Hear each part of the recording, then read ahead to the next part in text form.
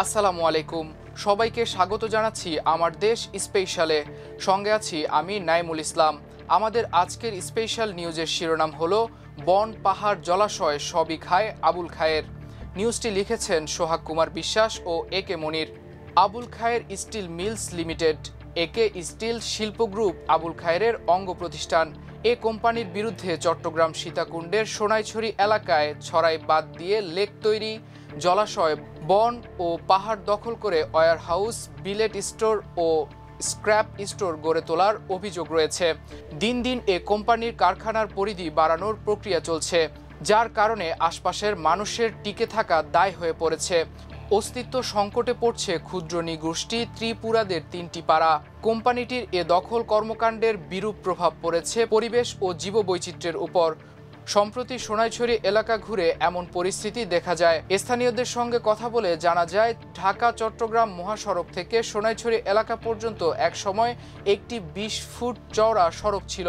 সম্প্রতি সরজমিনে দেখা যায় এখন সেই সড়ক ৪০ ফুটের বেশি। কারণ এই সড়কের মাথায় রেল লাইনের ওপারে একে স্টিলের মূল কারখানা, এর পেছনে পাহাড়ি এলাকা। স্থানীয়রা জানান, আবুল খায়ের গ্রুপ এই কারখানাটি স্থাপন করে ২০০২ সালের দিকে। শুরুতে কারখানার আয়তন ছিল ছোট। সে সময় গ্রুপটি দাবি করে স্থানীয় চৌধুরী সাহেব নামে এক ব্যক্তির কাছ থেকে ১০০ একর জমি কিনে নিয়েছে তারা। এখন কোম্পানিটির কারখানার আয়তন প্রায় ১০০০ একরের বেশি। এর মধ্যে রয়েছে বন বিভাগের ৩০০ একরের বেশি রক্ষিত বনভূমি। বন বিভাগ সূত্রে জানা যায়, একে স্টিল বন বিভাগে বনক্ষেত্র হিসেবে তালিকাভুক্ত। এ কোম্পানির জমি দখলের পরিমাণ ৩০৬.৯০ একর। স্থানীয়রা জানায়, কারখানা স্থাপনের আগে রেল লাইন থেকে পাহাড়ের দূরত্ব ছিল মাত্র কয়েকশো মিটার, আর মাঝখানের এই জায়গাটাতেই একে স্টিলের কারখানাটি গড়ে তোলা হয়। বর্তমানে পাহাড়ের পর পাহাড় কেটে প্রতিষ্ঠানটি গড়ে তুলেছে তাদের বিলেট উৎপাদন কারখানা। বিলেট উৎপাদন কারখানা ওয়্যার হাউস, স্ক্র্যাপ রাখার স্থান, কর্মচারীদের আবাসন ও গাড়ির গ্যারেজ।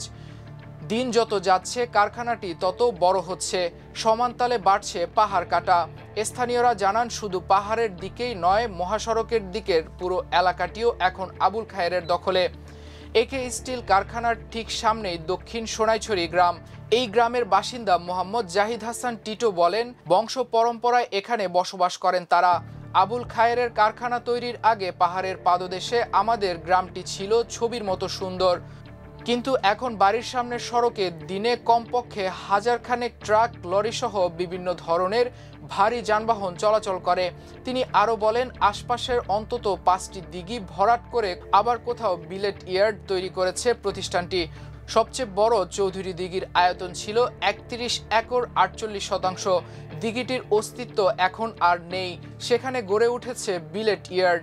রাস্তায় সারাক্ষণ থাকে ধুলা আর বাতাসের সঙ্গে ওড়ে লোহার কণা। শিশুদের খেলার মাঠ থেকে শুরু করে জলাশয় সবকিছুই গ্রাস করেছে কোম্পানিটি।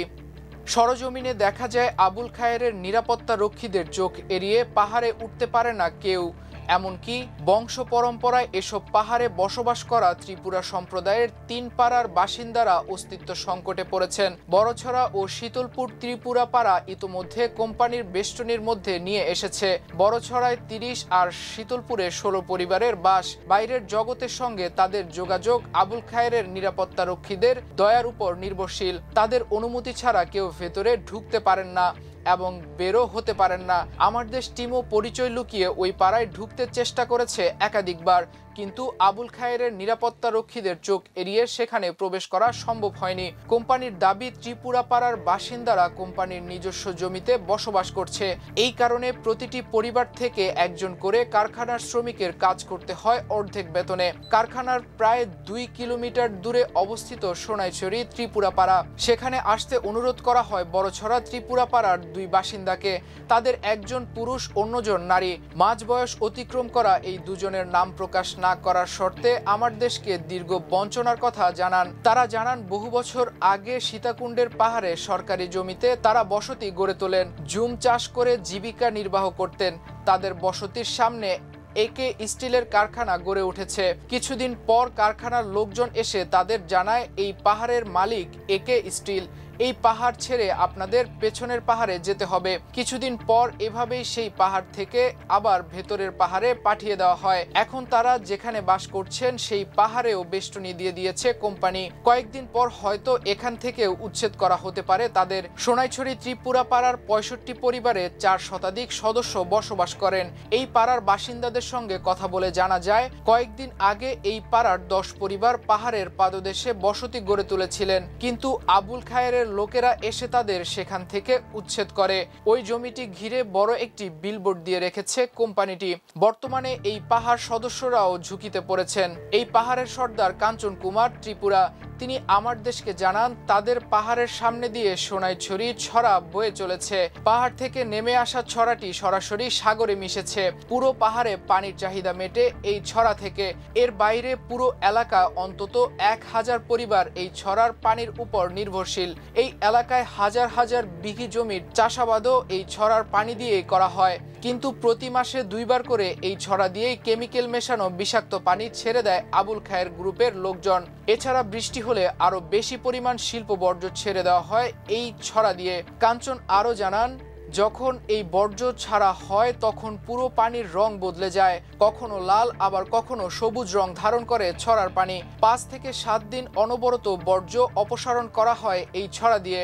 পানি নেমে গেলে সাপ, ব্যাঙ ও নানা ধরনের মাছ মরে পড়ে থাকতে দেখা যায়। এলাকাবাসীদের সঙ্গে কথা বলে জানা যায়, সোনাইছড়ি ছড়ার মতো পুরো এলাকায় আরো ২টি ছড়া রয়েছে, যার একটির নাম ক্যানি, আরেকটির নাম বারমাসি। পুরো এলাকায় কয়েক হাজার পরিবার এই ছড়াগুলোর পানির উপর নির্ভরশীল ছিল।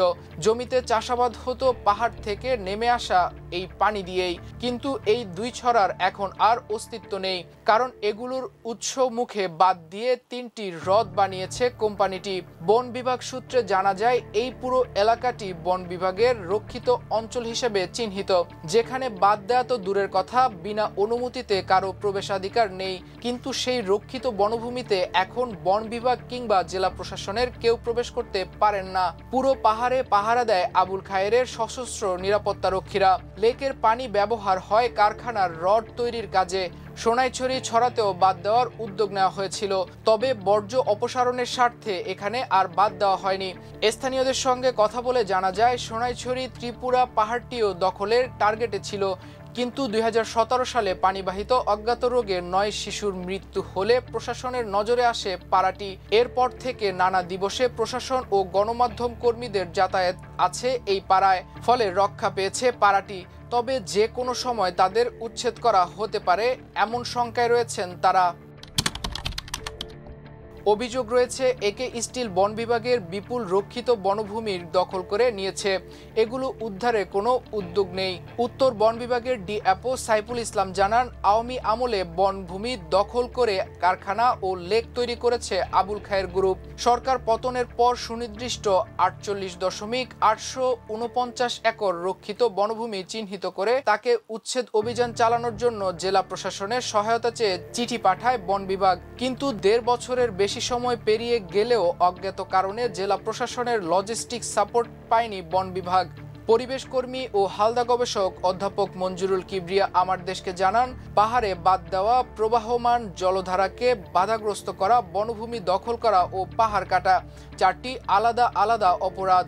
বড় একটি শিল্প গ্রুপ বছরের পর বছর ধরে এ ঘটনা ঘটালেও প্রশাসন ছিল নির্বিকার। চট্টগ্রামের সদ্যবিদায়ী অতিরিক্ত জেলা প্রশাসক সাদি উর রহিম জাদিদ জানান, বিভাগীয় কমিশনারের নেতৃত্বে সরকারি দখলীয় সম্পত্তি উচ্ছেদ সংক্রান্ত একটি কমিটি আছে।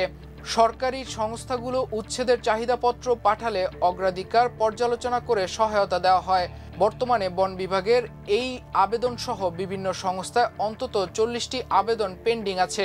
বিষয়টি গুরুত্বের সঙ্গে দেখা হবে। অভিযোগ প্রসঙ্গে জানতে আবুল খায়ের গ্রুপের ডিএমডি আবু সাইদ চৌধুরীকে বারবার কল করা হলেও তিনি তা রিসিভ করেননি। হোয়াটসঅ্যাপে অভিযোগগুলো পাঠিয়ে সে বিষয়ে তার মন্তব্য জানতে চাওয়া হলেও তিনি কোনো উত্তর দেয়নি। একে স্টিল ফ্যাক্টরি ইনচার্জ ও বন বিভাগের মামলার বিবাদী ইমরুল কাদের ভুইয়া আমার দেশকে জানান, ত্রিপুরা পাড়ার সবাই কোম্পানির জমিতে বসবাস করে, তাদের কোম্পানির পক্ষ থেকে অনেক সহায়তা করা হয়, তাদের জিম্মি করার অভিযোগ সত্য নয়। পাহাড় কাটার অভিযোগ অস্বীকার করে তিনি বলেন, পাহাড় কাটার সঙ্গে আবুল খায়ের গ্রুপ জড়িত নয়। পাহাড়ি এলাকাগুলোতে আমরা পাহাড় দেখে রাখি। বন বিভাগ যে জমি দখল হয়েছে বলে দাবি করে সেগুলো একে স্টিল গ্রুপের সীমানার অনেক বাইরের জমি। দর্শক, এই ছিল আমাদের আজকের বিশেষ নিউজের আয়োজন। এতক্ষণ সঙ্গে থাকার জন্য অশেষ কৃতজ্ঞতা। আল্লাহ হাফেজ।